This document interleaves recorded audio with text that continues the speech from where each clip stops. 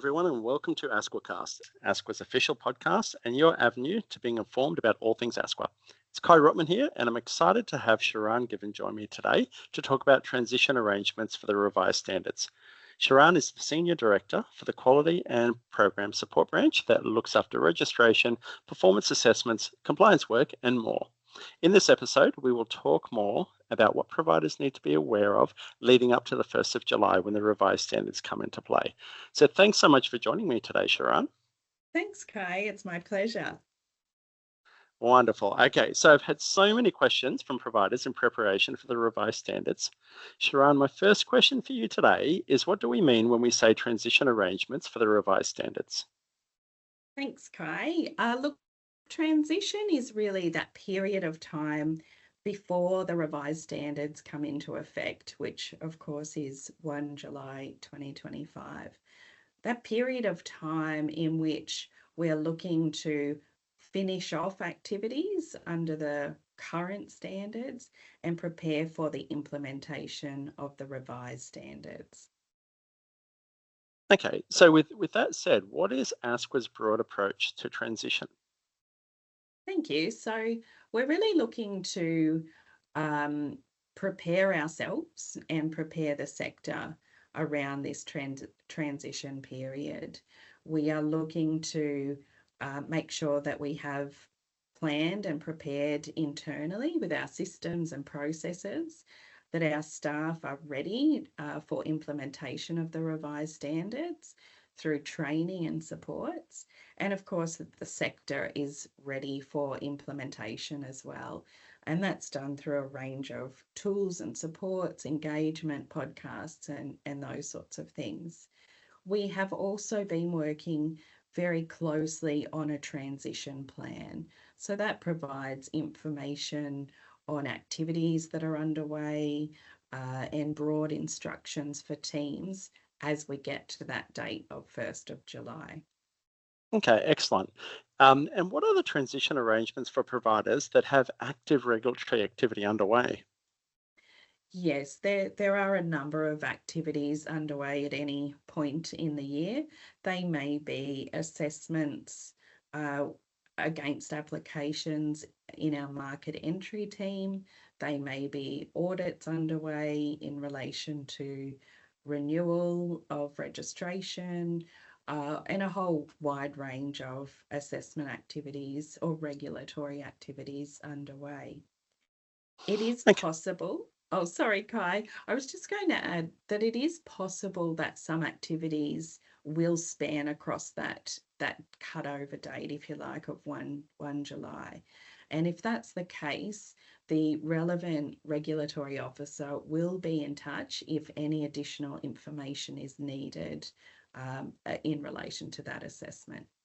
Thanks, Kai.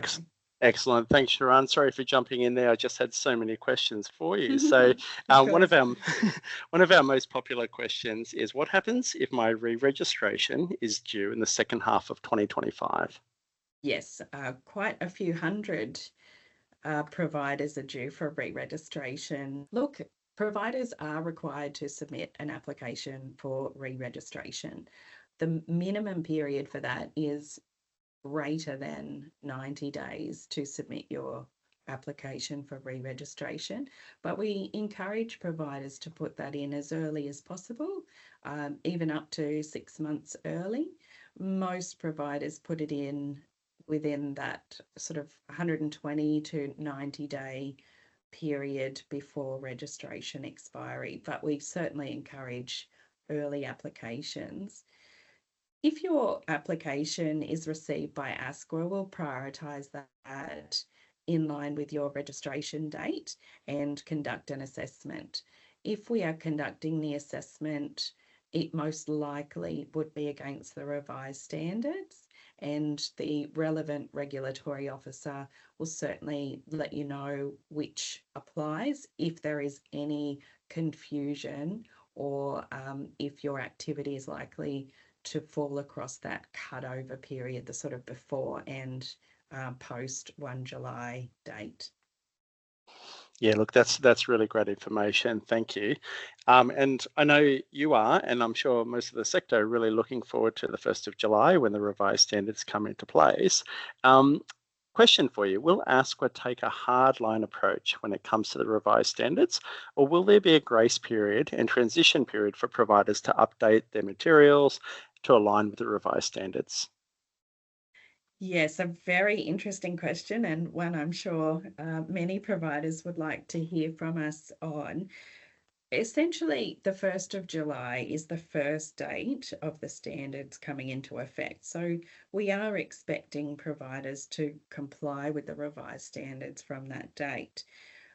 Preparations for implementing the revised standards from a provider's point of view would be having a good awareness of what the standards are and what providers are required to do as an RTO, making efforts within their systems and processes to comply with the revised standards. And I would also call out that complying with the standards is not something that a provider does right before registration renewal.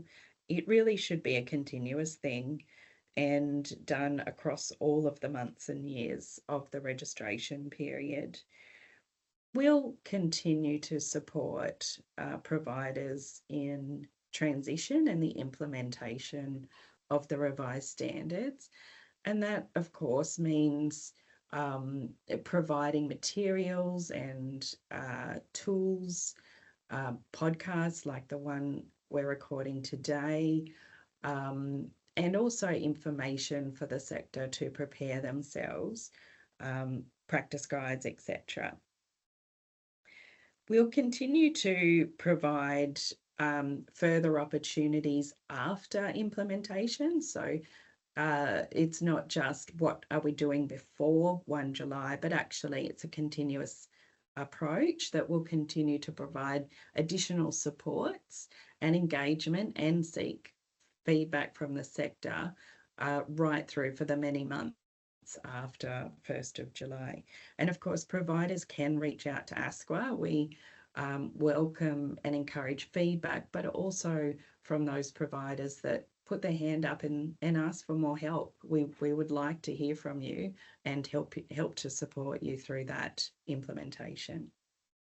Yeah, that's a really key point. Thank you, Sharayne. And it's great that so many providers are asking all of these questions. It shows real sector engagement with the revised standards.